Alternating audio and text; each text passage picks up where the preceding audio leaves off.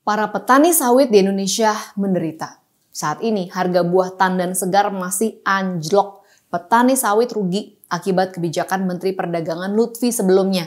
Bagaimana tidak kacau, waktu itu hanya dalam waktu beberapa bulan kebijakannya gonta-ganti terus. Mulai dari penyeragaman harga jual minyak goreng, produsen dipaksa jual rugi, sampai dengan kebijakan pelarangan ekspor. Padahal pasar itu punya mekanismenya sendiri. Ketika mekanisme itu rusak, akhirnya muncul ketidakseimbangan. Itulah yang sekarang terjadi pada industri minyak sawit Indonesia. Akibat pelarangan ekspor minyak sawit itu, kontrak-kontrak penjualan ke luar negeri batal karena tidak bisa dipenuhi.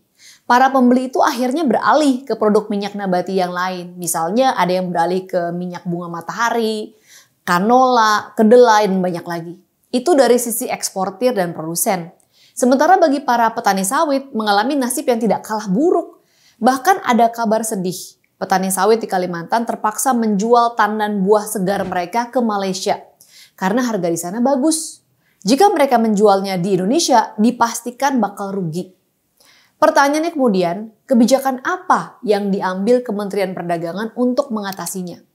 Sampai hari ini belum ada kebijakan yang jitu untuk memulihkan industri kelapa sawit. Petani kelapa sawit terpuruk, para produsen merugi, kehilangan kontrak pembelian, negara pun kehilangan sekitar 1/4 sumber pendapatannya. Kesalahan mengambil kebijakan jangka pendek akhirnya berbuntut panjang.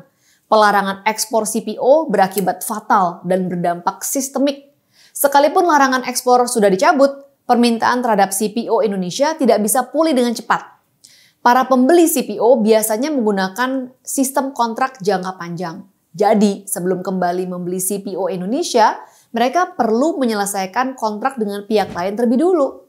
Apalagi mereka juga mungkin punya trauma dengan kebijakan sepihak Indonesia yang tiba-tiba dan mengejutkan itu. Saat ini stok CPO di Indonesia menumpuk.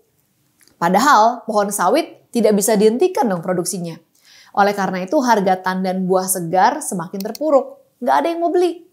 Kasus menyetop ekspor minyak sawit ini mirip dengan larangan ekspor ayam dari Malaysia belum lama ini. Ketika Malaysia menyetop keran ekspor ayamnya, para negara pembeli seperti Singapura pindah ke produsen lain, misalnya ke Indonesia. Ketika keran ekspor itu dibuka lagi, Singapura tetap membeli ayam dari Indonesia. Sebab mereka telah membuat kontrak jangka panjang. Mereka ingin ada kepastian stok untuk negara mereka. Tidak bisa tiba-tiba pindah ke penjual lain. Dalam kondisi suram itu, Menteri Perdagangan Zulkifli Hasan sudah mendapat perintah dari Jokowi untuk mengendalikan persoalan ini. Tapi ternyata sampai sekarang juga belum jelas apa gebrakannya. Apalagi kebijakan yang diambil pendahulunya berdampak fatal bagi ekosistem perdagangan sawit kita. Kejadian ini menjadi pelajaran yang mahal buat kita semua. Jangan membuat kebijakan emosional dan sesaat karena efeknya bisa berkepanjangan. Padahal CPO menyumbang 1/4 dari pendapatan Indonesia. Akibat kebijakan Lutfi yang dulu, industri sawit kita jadi rusak sampai sekarang. Akhirnya pihak yang paling dirugikan adalah petani sawit juga. Kini para petani sawit kita sedang menderita. Semoga segera ditemukan terobosan untuk menstabilkan persoalan minyak sawit ini. Mungkin Pak Jokowi harus turun tangan sendiri, karena menteri saja mungkin tidak cukup untuk mengurus persoalan pelik ini.